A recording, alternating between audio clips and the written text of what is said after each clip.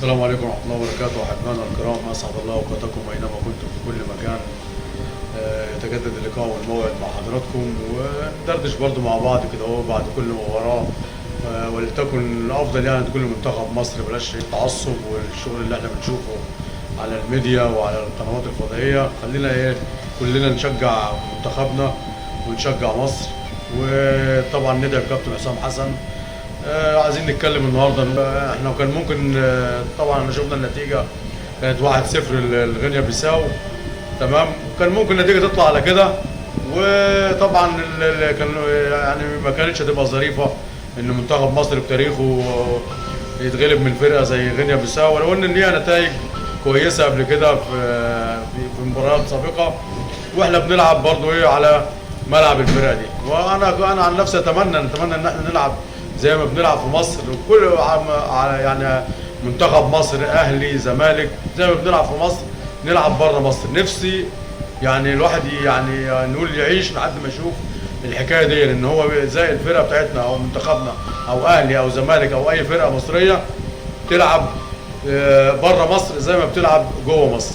طبعا مدربين كتير وناس نقاد كتير، مقوله شهيره بتقول في مباريات بتكسب ولا تلعب. اصل التاريخ مش هيقول ان انا رقصت فلان ومش عارف حطيتها من بين رجل علان، التاريخ هيقول ان انا رحت جمعت بناط او ان انا وصلت كاس العالم سنه كذا، زي ما بنشوف.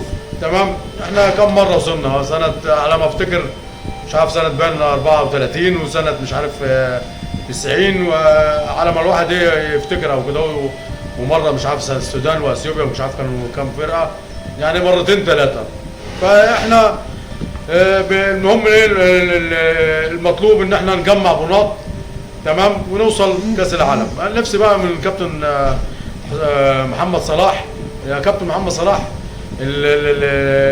الهدف جميل وهدفك جميل مفيش مشاكل، بس انا نفسي الكره اللي انت عملتها وجبتها جون، يعني تبقى كره زي دي تبقى مره واثنين وثلاثه واربعه، تمام. اشوف الكلام ده من محمد صلاح. انا محمد صلاح ليفربول ونجم ليفربول والدوري الانجليزي، عايز اشوف حاجات زي كده في المباراه واستمتع وتصنع لي الفارق. يعني الجون اللي انت جبته ده مارادوني، يعني لا غبار عليه وحاجه جامده جدا.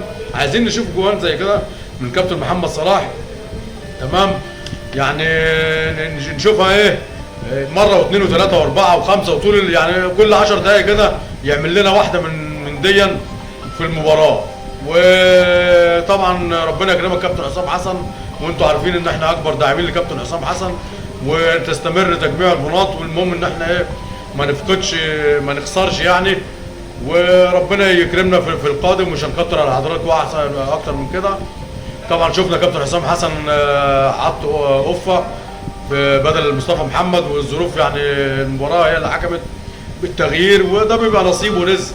رزق ان في لعيب بيتصاب ولاعيب تاني بينزل ياخد فرصه، تمام، زي ما بنشوف. وشفنا ابراهيم عادل وشفنا لعيبه كتير كابتن حسام دفع بيها، ونتمنى يبقى في توليفه كويسه لمنتخب مصر في القادم. شفنا امام عاشور برضه لما نزل صنع الفارق. كل التمنيات طيبه للكره المصريه، وربنا يكرمنا كده، وكابتن حسام وكابتن ابراهيم يصعدوا بالفرقه لكاس العالم. وجماعه الحاقدين اللي انتوا عارفينهم المتربصين دايما بكابتن حسام، ربنا يكرمك كابتن حسام. كلمه اخيره يعني. والهجاصين طبعا انتوا عارفينهم بالاسم، ربنا ما ينولهم منك غرضهم كابتن حسام، وتتم وصولك لكاس العالم على خير. السلام عليكم. كره مع ناصر الغر، يا رب نكون قدرنا نعمل موجز صغير كده مع بعض. السلام عليكم، ودايما مصر في انتصارات. السلام عليكم.